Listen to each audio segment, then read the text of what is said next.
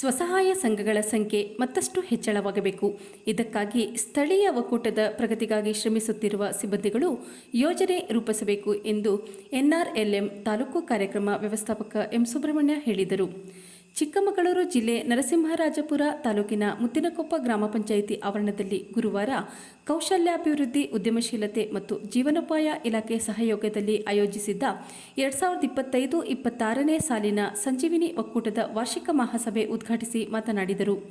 ಸ್ವಸಹಾಯ ಸಂಘದ ಸದಸ್ಯರು ಇಲಾಖೆಯಿಂದ ಸಿಗುವ ಸಾಲ ಸೌಲಭ್ಯ ಪಡೆದು ವಿವಿಧ ಉತ್ಪನ್ನ ತಯಾರಿಸಿ ಜೀವನೋಪಾಯ ಚಟುವಟಿಕೆ ಕೈಗೊಳ್ಳಬೇಕಲ್ಲದೆ ಉದ್ಯಮಶೀಲರಾಗಿ ಒಕ್ಕೂಟಕ್ಕೆ ಆದಾಯ ಬರುವಂತಹ ಯೋಜನೆ ಸಾಕಾರಗೊಳಿಸಬೇಕು. ಈ ಮೂಲಕ ಸ್ವಾವಲಂಬಿ ಬದುಕು ಕಟ್ಟಿಕೊಳ್ಳಬೇಕಲ್ಲದೆ ಆರ್ಥಿಕ ಪ್ರಗತಿ ಸಾಧಿಸಿ ಅವಲಂಬಿತ ಕುಟುಂಬವನ್ನು ಆಧರಿಸಬೇಕು ಎಂದರು. ತಾಲೂಕು ಪಂಚಾಯಿತಿ ಯೋಜನಾಧಿಕಾರಿ ಯಾದವರಾಜ್ ಮಾತನಾಡಿ, ಮಹಿಳೆಯರ ಕೇಂದ್ರೀಕರಿಸಿ ಕಾರ್ಯಕ್ರಮ ಅನುಷ್ಠಾನಗೊಳಿಸಿರುವ ಇಲಾಖೆ 2023-24ನೇ ಸಾಲಿನಿಂದ ಈವರೆಗೆ ಒಕ್ಕೂಟಕ್ಕೆ 54 ಲಕ್ಷ ರು ಸಮುದಾಯ ಬಂಡವಾಳ ನಿಧಿ ಬಿಡುಗಡೆ ಮಾಡಿದೆ.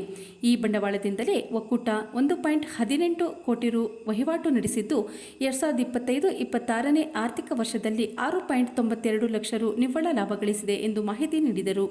ಈ ಸಂದರ್ಭದಲ್ಲಿ ಎನ್ಆರ್ಎಲ್ಎಂ ತಾಲೂಕು ವಲಯ ಮೇಲ್ವಿಚಾರಕ ಟಿವಿ ಚೇತನ್, ಕೌಶಲ್ಯಾಭಿವೃದ್ಧಿ ವಲಯ ಮೇಲ್ವಿಚಾರಕಿ ಆರ್ ಶ್ವೇತಾ, ಕೃಷಿ ವಿಭಾಗದ ವ್ಯವಸ್ಥಾಪಕ ಅಭಿಜಿತ್, ಮುತ್ತಿನಕೊಪ್ಪ ಗ್ರಾಮ ಪಂಚಾಯಿತಿ ಸ್ವಸಹಾಯ ಸಂಘಗಳ ಸಂಘದ ಒಕ್ಕೂಟ ಅಧ್ಯಕ್ಷೆ ಎನ್ಎಸ್ ಮಮತಾ, ಕಾರ್ಯದರ್ಶಿ ಧನಲಕ್ಷ್ಮಿ, ಖಜಾಂಚಿ ಉಷಾ, ಬಿಆರ್ಪಿ ಇಒ ಕವನ, ಎಂಬಿಕೆ ಡಿ ಪವಿತ್ರ, ಎಲ್ಸಿಆರ್ಪಿಗಳಾದ ಅರ್ಚನಾ, ರಾಗಿಣಿ, ವಾಣಿ, ಎಫ್ಎಲ್ಸಿಆರ್ಪಿ ರೇಷ್ಮಾ ಭಾನು, ಕೃಷಿ ಸಖಿ ಮಂಜುಳಾ, ಪಶು ಸಖಿ ಬಿಎಸ್ ಮಮತಾ ಮತ್ತಿತರರಿದ್ದರು.